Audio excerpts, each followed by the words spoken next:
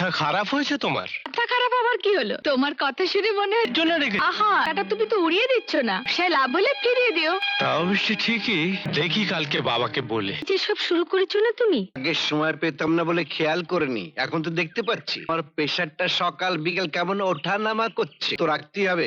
তুই কিছু বলবি? মানে ব্যবসার ব্যাপারে তোমার সঙ্গে কিছু কথা। ব্যস্ত বল না। মা অসুস্থ, এখানে ডিস্টার্ব করা ঠিক হবে। তুমি বরং ড্রয়িং রুমে চলো।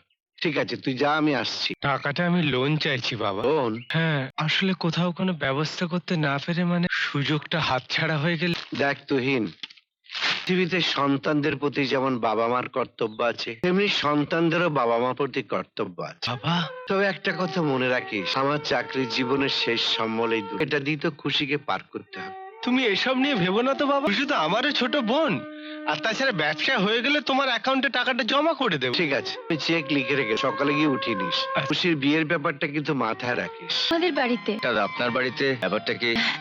আসলে দাদু আপনাকে বিশেষভাবে যেতে অনুরোধ করেছেন, আর আমি 30টা রেন্টে কার ঘুরে আবিষ্কার করেছি। আমার আগ্রহটা আপনি বুঝতেই পারছেন। হ্যাঁ, তা নয় বুঝলাম, তবে নিজেকে এত গুরুত্বপূর্ণ ব্যক্তি